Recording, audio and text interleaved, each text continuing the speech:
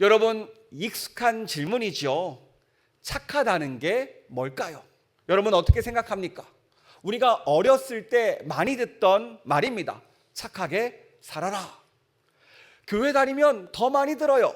너는 그리스도인이잖아. 더 착해야 돼. 그런데 막상 착한 게 뭐예요? 라고 물으면 우리 머릿속에 이런 이미지들이 떠오르죠. 화를 안 내는 사람들, 싫은 소리 안 하는 사람, 불편해도 괜찮아 하는 사람, 누가 뭐라 해도 허허 웃으면서 넘기는 사람. 한마디로 참는 사람, 인내하는 사람이 착한 사람이라고 생각됩니다. 그래서 우리는요, 오늘도 참아요.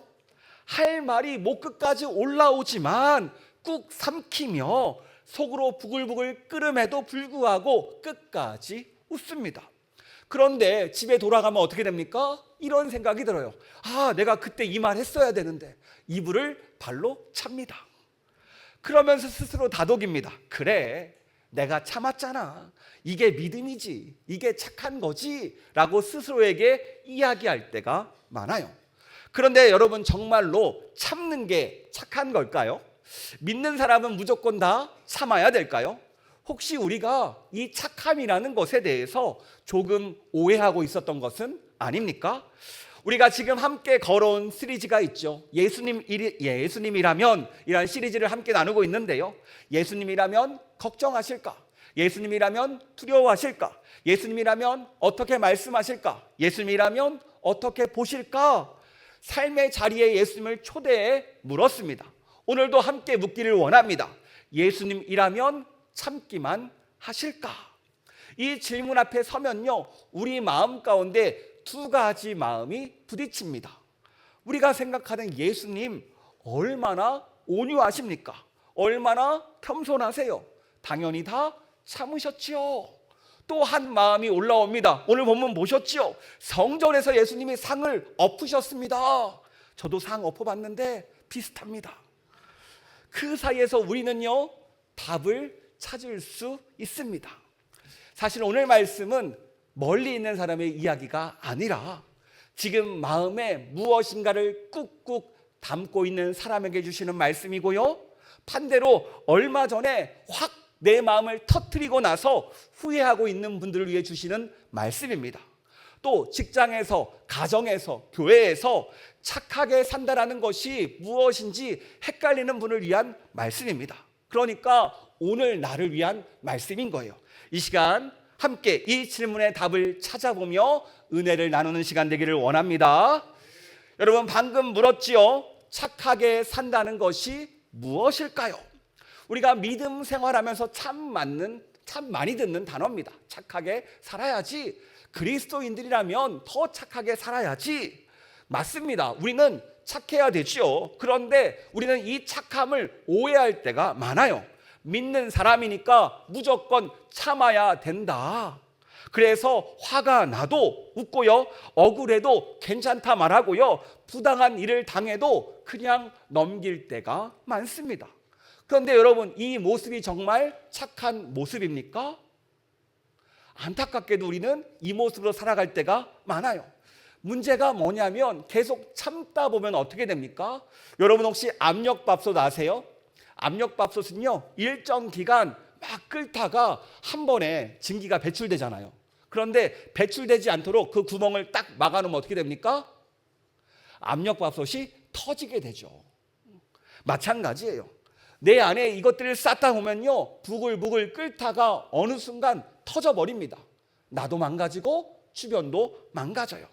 실제로 이런 연구가 있었습니다. 미국 로체스터대 그리고 하버드 연구진이 사람들을 무려 12년 동안 추적해 봤대요. 감정을 억누르는 사람과 그렇지 않는 사람, 이 둘을 비교해 봤더니요, 감정을 꾹꾹 눌러 담기만 하는 사람이 눌러 담지 않는 사람보다 무려 사망 위험이 35%나 더 높았대요. 그리고 특히 암으로 사망할 위험이 무려 70%나 높았다고 합니다. 물론 이게 참는다고요, 다 병에 걸린다는 말은 아니죠. 그런데 분명한 것은요, 우리가 속으로 삼키기만 하면 몸에도 마음에도 좋지 않다라는 말입니다. 우리가 참는 게 미덕인 줄 알았는데 사실은요, 오히려 나를 병들게 만들고 있었습니다. 그러니까 여러분 기억해야 돼요. 무조건 참는 것이 착한 게 아니에요. 또 착하다는 것은요, 아무 말도 하지 못하고 당하기만 하라는 뜻도 아닙니다. 그런데 여기서 우리는 정반대의 사람을 보게 되지요. 못 참는 사람이 있습니다. 올라오면 어떻게 해요? 무조건 터트리는 사람이 있어요. 내가 이걸 그냥 넘어가? 어림없지 팡 터트려요. 받은 대로 갚아주고 따질 거 다 따지고 이겨야 직성이 풀립니다. 겉으로 시원해 보이는데요, 할 말 다 하니까 문제는 터트리고 나서 어떻게 됩니까? 잠깐 내 마음은 후련한데 관계는 이미 부서져 있습니다. 내가 왜 그랬을까? 그때 그랬으면 안 되는데 후회가 밀려옵니다. 여러분, 이런 모습 아마 낯설지 않을 거예요. 한 아내가 있었습니다. 남편이 퇴근하기로 한 시간이 있고 집에 오기로 한 시간이 있어요. 약속이 있었기 때문에 이때까지 오기로 했어요. 그런데 시간이 지나도 오지 않습니다. 7시 20분, 7시 40분 전화도 안 돼요. 그때 이 여성분에게 머릿속에서 여러 가지 생각이 떠오릅니다. 또 약속 깨고 친구 만나러 간 거 아니야? 우리 가족보다 친구가 중요해? 혹시 술 마시러 간 거 아니야? 나를 무시하는 거 아니야? 결혼하고 사람이 왜 이렇게 안 변해? 라면서 끊임없이 이 생각들이요, 우리의 감정을 키웁니다. 그러면서 분노가 쌓여요.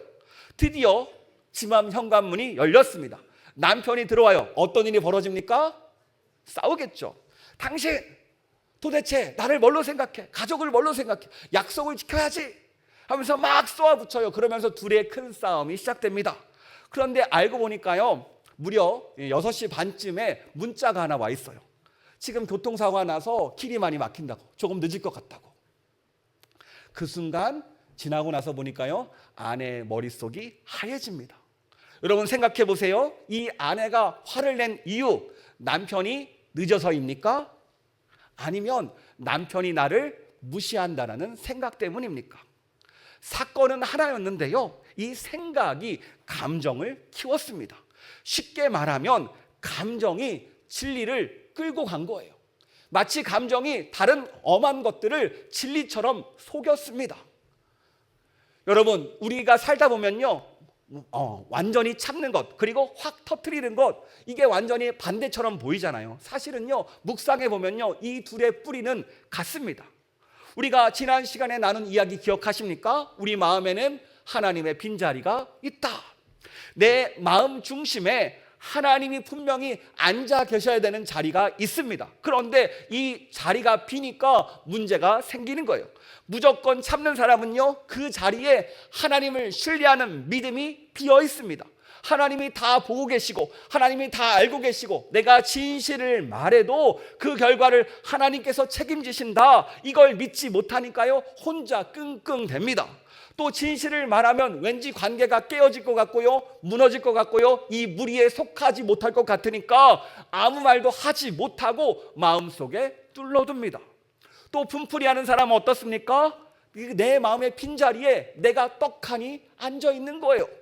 하나님이 분명히 말하죠. 원수를 갚는 것이 내게 있으니 내가 갚으리라. 로마서 12장 19절 말씀인데요, 내 마음의 빈자리에 하나님이 아니라 내가 앉아있으며, 그리고 내가 판단하는 거예요. 그래, 너는 유죄, 너는 무죄. 끊임없이 재판장에서 이런저런 판단을 내리면서 판결하면서 마음에 들지 않으면요, 내 손으로 그 화를 갚아버립니다.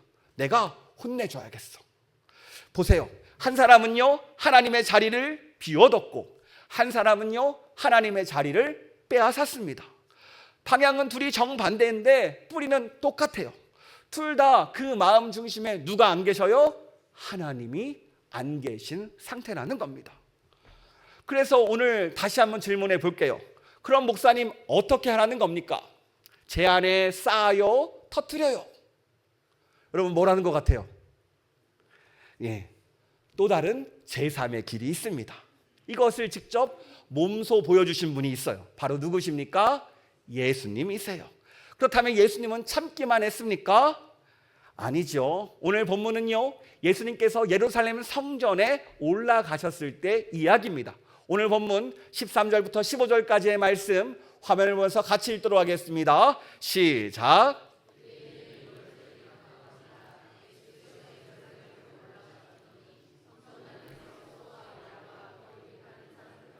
돈 바꾸는 사람들이 앉아 있는 것을 보시고 노끈으로 채찍을 만드사 양이나 소를 다 성전에서 내쫓으시고 돈 바꾸는 사람들의 돈을 쏟으시며 상을 엎으시고. 여러분, 이 장면 상상이 되십니까? 우리가 흔히 아는 예수님의 이미지가 아니죠. 잔잔한 미소를 지어주시며 오늘도 우리를 품에 안아주시는 그 사랑의 예수님인데, 아이들을 기뻐하시며 함께 하시는 예수님인데, 그 예수님이 어떤 모습이에요? 채찍을 직접 만들어서 휘두릅니다. 막 소도 양도 쫓아내고 상을 엎으시고 막 난리를 치세요. 여러분, 이게 참는 모습입니까? 아니죠. 이건 아니야 라고 온몸으로 표시하셨습니다. 여러분, 오늘 질문의 답이 여기 있죠. 예수님이라면 참기만 하셨습니까? 아니라는 거예요. 그런데 여기서 우리가 꼭 봐야 될 것이 있습니다. 무엇이냐면 예수님께서 왜 이렇게까지 하셨을까라는 질문이에요.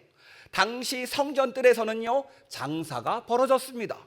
멀리서 온 순례객에게 재물을 팔고요, 돈을 바꿔주면서 폭리를 취하고 있었죠. 하필 이 장소가 어디였습니까? 바로 이방인의 뜰이었어요. 유대인이 아는 이방인들, 바로 우리 같은 사람들이 모여서 기도하는 장소가 이방인의 뜰이었어요. 그런데 이방인들이 유일하게 기도할 수 있는 이 장소가 어떻게 됐습니까? 시장 바닥이 되었습니다. 여러분, 시장에서 장사가 잘 되면요, 소리가 커져요. 그곳에서 기도해 보셨습니까? 쉽지 않아요.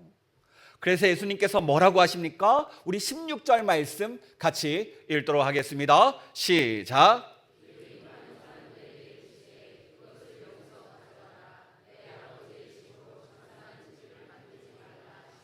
아멘. 예수님께서 분명히 분노하신 이유가 있습니다. 무엇입니까? 아버지의 집이 아버지의 집답지 않았기 때문입니다. 그러니까 예수님의 분노는요, 우리가 아는 이 분풀이와 달랐어요. 우리가 화를 낼 때는요, 이 방향이 어디에 있습니까? 나에게 있습니다. 내가 무시당했어. 내 자존심이 상했어. 내가 손해봤어. 이렇게 내 기분을 풀려고 내 감정을 터뜨려요.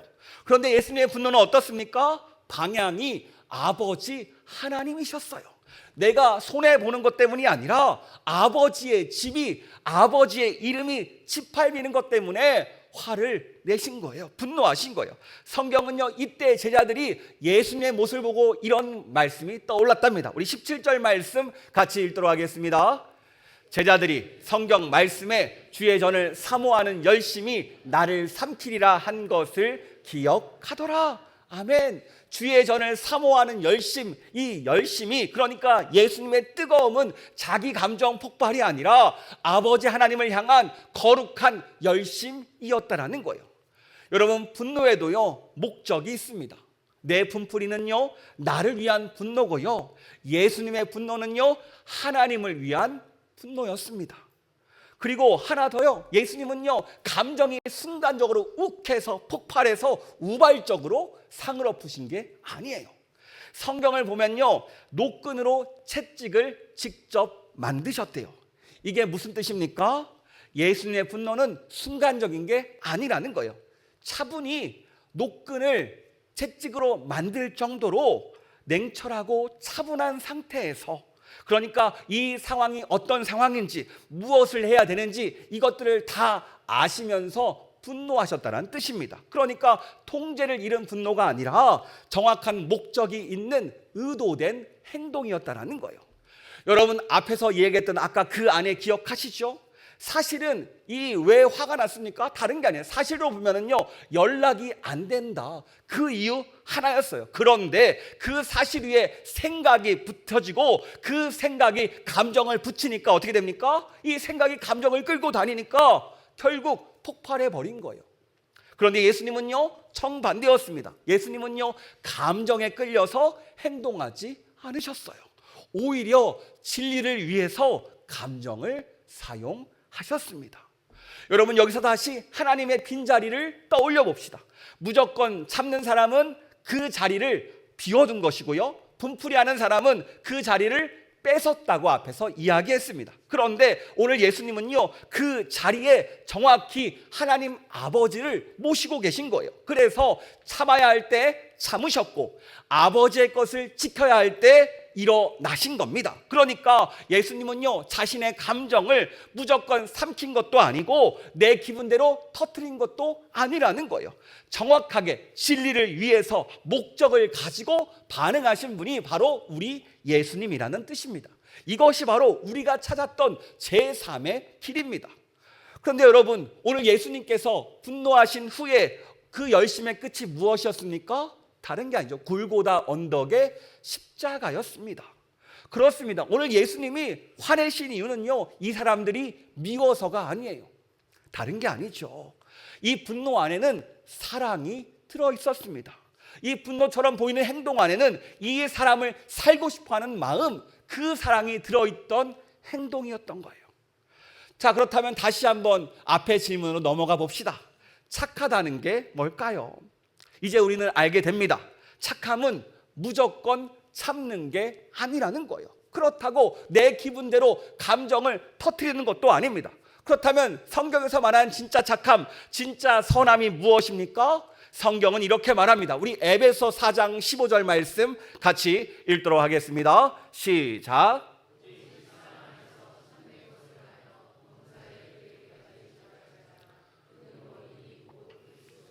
아멘. 여러분 보이십니까? 오직 사랑 안에서 참된 것을 하여. 사랑과 참된 것이 둘이 나란히 붙어 있죠. 이 성경적 선함은요, 이 착함은요, 이 두 가지가 같이 가는 겁니다. 사랑과 진실, 사랑과 진리가 같이 가는 거예요. 여러분, 이 사랑과 진실은요, 따로 떼어낼 수 없습니다. 우리가 잘 알죠. 진실만 있고 사랑이 없으면 어떻게 됩니까? 이거는 사람을 찌르는 흉기가 됩니다.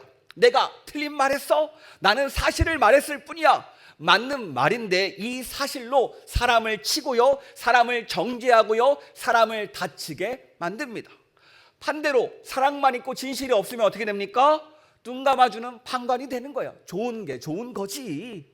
정작 그 사람에게 꼭 필요한 시기, 꼭 필요한 말을 해주지 못해요. 그러니까 이 진실과 사랑이 같이 가야 되는 겁니다. 여러분 다들 경험이 있을 거예요. 한약 다들 드셔보셨죠? 한약이 씁니까 답니까? 저는요, 어렸을 때 몸이 약하다고 어머니께서, 제가 보기에 약해 보이죠? 네. 한약을 많이 주셨어요. 근데 한약은 씁니다. 엄청 먹기 싫어요. 그런데 한약을 먹고 난 다음에 꼭 주시는 게 있었어요. 무엇이었을까요? 잘 아시네요. 그래요.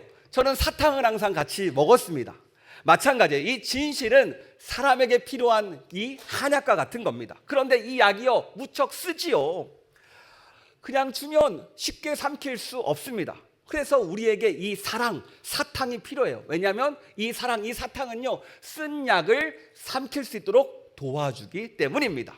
약만 있으면 너무 쓰니까 뱉어버리고, 사탕만 있으면 달기만 하니까 소용이 없어요. 그러니까 약과 사탕이 같이 있을 때 비로소 그 약을 잘 먹게 되고 사람이 살게 됩니다. 여러분 혹시 요즘 아이들 약 드셔보셨습니까? 시럽. 제가 궁금해서 애들 약 맛을 봤는데요, 맛있어요. 딸기 맛에서 딸기 맛이 나고요, 포도 맛에서 포도 맛이 납니다.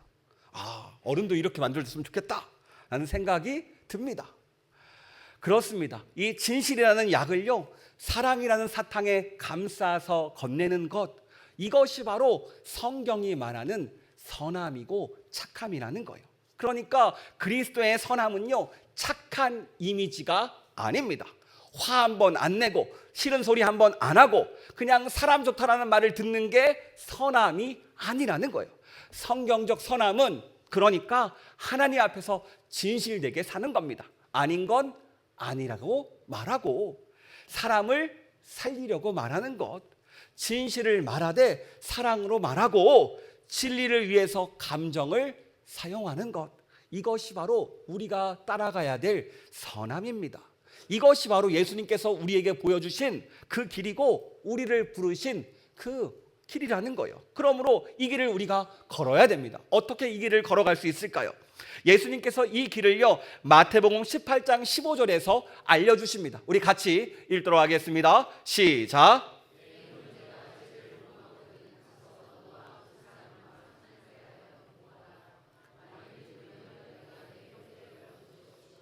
아멘. 보세요. 누가 나에게 잘못을 했습니다. 예수님이 뭐라고 하세요? 참아라가 아니에요. 가서 그 사람과 둘이 이야기해라. 무조건 참고 삼키라가 아니라, 여기저기 소문내라가 아니라, 조용히 그 사람에게 직접 가서 1대1로 티타임을 가지래요. 그런데 여러분, 이 말을 오해하면 안 됩니다. 옳거니 가서 따져도 된다는 말이구나. 당신 이게 잘못됐잖아요, 이게 실수잖아요 라고 따지는 게 아니에요. 예수님께서 이 만남의 목적을 정확히 알려주십니다. 15절 마지막에, 우리 다시 한번 보여주실래요? 15절 마지막에 뭐라고 나와요? 내가 내 형제를 얻은 것이요. 이 대화의 목적이 뭡니까? 형제를 얻는 것에 있어요. 상대를 이기는 것이 목적이 아니라, 상대를 굴복시키는 것이 목적이 아니라 그 사람을 얻는 것, 그러니까 관계 회복이 이 대화의 목적입니다. 여기서 얻는다라는 것은요, 장사할 때 쓰던 말인데 잃었던 것을 되찾는다라는 의미가 있습니다. 그러니까 잃어버릴 뻔한 이 소중한 사람을 되찾아오는 이야기가 바로 오늘 말씀이에요. 실제로 오늘 마태복음 말씀에 앞뒤로 어떤 이야기가 나옵니까? 앞에는 길어버린 한 마리 양을 찾아 나서는 그 이야기가 나오고요, 오늘 본문 뒤쪽에는요 70번씩 7번이라도 용서하라는 이야기가 나옵니다. 그러니까 앞에는 찾음, 뒤에는 용서, 그 사이에 낀 본문 말씀이 뭐예요? 지적이 아니라 회복, 심판이 아니라 형제를 얻기 위한 것이라고 우리에게 말해주는 거예요. 그러니까 누군가 나에게 상처를 줬을 때, 나를 화나게 했을 때 곧장 달려가서 따지는 것이 아니라, 구체적으로 어떻게 해야 됩니까? 먼저 내 마음을 하나님께 가지고 나가는 거예요. 여러분, 화가 치밀어 오는 그 순간 스스로에게 이렇게 질문을 던져보시기 바랍니다. 첫 번째, 내가 지금 아는 것이 사실입니까? 아니면 내가 붙인 해석입니까? 라는 질문을 던져보세요. 뭐라고요? 사실인지 내가 붙인 해석인지. 그리고 내가 붙인 해석 말고 다른 설명도 가능한지 한번 따져보세요. 그리고 또 한번 세 번째 따져보는 겁니다. 지금 화가 난 이유가 하나님의 영광 때문인지 아니면 내 자존심 때문인지. 지금 내가 막 행동하고 싶은데 예수님도 나와 같은 방식으로 행동하셨을까? 질문을 이렇게 4단계로 한번 던져보세요. 그러면요, 이렇게 질문을 던지는 순간 내 마음의 빈자리에 하나님을 모시게 됩니다. 예수님이라면 어떻게 하실까? 이 질문이 다시 찾아와요. 그러면서 기도하는 겁니다. 하나님, 제 마음을 먼저 만져주세요. 원인을 깨닫게 해주세요. 알게 해주세요. 기도하며 나아가면요, 나를 먼저 돌아보게 됩니다. 이렇게 빈 자리에 하나님을 채우고 나서 그 다음에 형제에게 찾아가는 거예요. 그리고 상대에게 갈 때도 네가 이렇게 틀렸어, 네가 잘못했어가 아니라, 내가 이런 상황에서 이렇게 힘들었는데 우리가 좀 이야기 좀 해보자 라는 상대의 이해를 구하면서 다가가는 것이 우리의 만남입니다. 여러분, 이 만남이 우리 성원교회 공동체 안에서 함께하기를 축복합니다. 그런데요, 누군가 이렇게 물을 수 있어요. 아니 목사님, 제가 가끔 화가 납니다. 제 화가 주체가 안 될 때가 있습니다. 그러면 성경에서는 화도 내면 안 됩니까? 아니죠. 성경은 화를 내지 말라고 하지 않았습니다. 에베소서 4장 26절에 이렇게 나오죠. 우리 같이 읽도록 하겠습니다. 시작.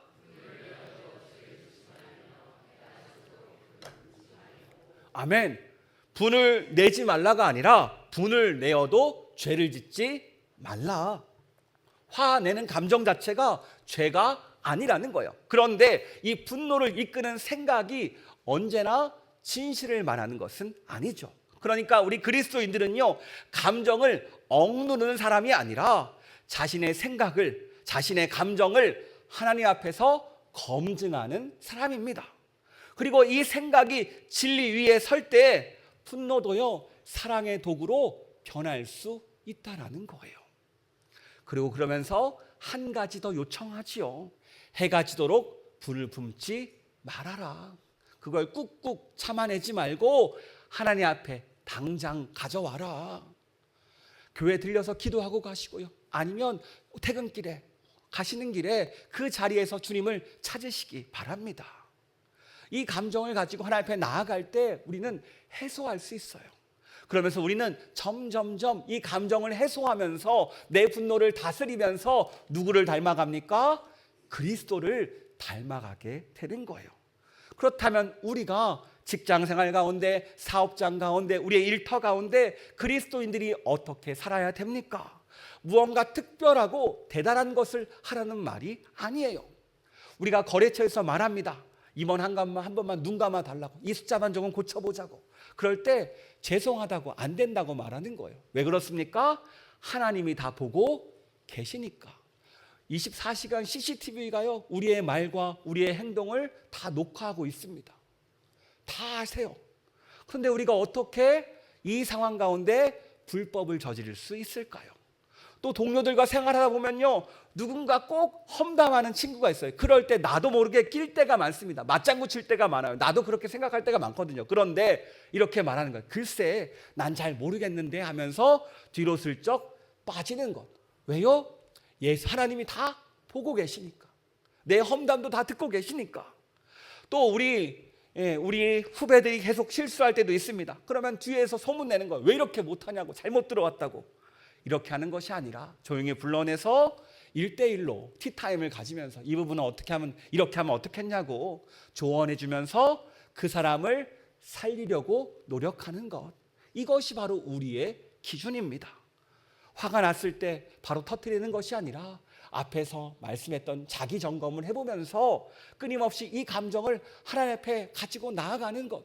그러면 거창한 게 아니라 하나님께서 말하시는 그 선함, 그 착함이 우리 삶 가운데 이루어지는 거예요. 그렇습니다. 성경적 선함은 하나님 앞에서 진실되게 사는 거죠. 아닌 건 아니라고 말하고, 사람을 살리기 위해서 말하고, 진실을 말하되 사랑으로 말하고, 진리를 위해서 이 감정을 사용하는 것. 이것이 바로 그리스도인들의 선함입니다. 아마 이 모습으로 우리가 살아갈 때 주변에서 이렇게 말할 거예요. 아, 저 사람은 뭔가 달라. 여러분, 이 모습, 이 행동이 진짜 파워풀한 전도지가 아닐까요? 우리 모두가 이런 그리스도인들이 되기를 축복합니다. 오늘 말씀을 정리합니다. 예수님이라면 참기만 하실까요? 아니지요. 예수님은요, 참아야 할 때 참으시고 아버지의 것을 지켜야 할 때 일어나셨습니다. 우리 예수님은요, 감정에 끌려서 행동하지 않으시고 진리를 위해서 감정을 사용하셨어요. 반대로 우리는 어떻습니까? 감정이 진리를 끌고 갈 때가 많아요. 왜 이 차이가 발생합니까? 예수님은요, 마음의 중심에 하나님 아버지가 계셨는데 우리는 이 마음 중심에 하나님을 놓쳐버릴 때가 많기 때문입니다. 그러므로 우리 마음 가운데 다시 하나님을 모시는 이 자리가 되기를 원합니다. 따라해 볼까요? 참지 말고, 터뜨리지 말고 하나님 앞에 가져가자. 진리를 위해 감정을 사용하자. 아멘. 그거면 됩니다. 여러분, 그러면 주님께서 우리를 다스려 주시고 도와주세요. 사실 우리가 오늘 이 시간 결단한다고 해서 우리의 의지만으로 이렇게 변하지 않습니다. 마음 먹었을 때 되는 것 같지만 막상 상황이 찾아오면 나도 모르게 익숙하게 감정이 나를 끌고 갑니다. 여러분, 그럴 때 우리를 도와주기 위해서 이 땅에 누가 오셨습니까? 예수님이 오셨습니다. 죽었던 우리를 살리기 위해서 십자가에 못 박힐 정도로 우리를 사랑하셨고요, 우리의 죄를 보시고 지나친 것이 아니라 우리의 죄를 마주하심으로 직접 십자가로 걸어가셨습니다. 오늘 성전을 깨끗하게 하신 그 열심으로 자신이 직접 십자가를 매셨고요, 우리를 깨끗하게 만드셨습니다. 우리가 안 되는 일을 예수님의 능력으로 가능케 하셨습니다. 그래요, 우리는 안 됩니다. 하지만 예수님의 능력이면 가능합니다. 복음은 이 가능케 하는 능력이에요. 여러분, 이번 한 주 이 복음의 능력을 경험하는 우리가 되길 축복합니다. 내 마음의 왕좌에서 내가 죽고 예수님께서 그 자리를 차지하는 것, 예수님만 살아나는 것, 그거면 됩니다. 이번 한 주 내가 받은 십자가 사랑 참지도 터뜨리지도 않고 하나님께 가져가는 우리가 되기를 원하며 진리를 위해 감정을 사용하는 저와 여러분 되기를 주님의 이름으로 축복합니다.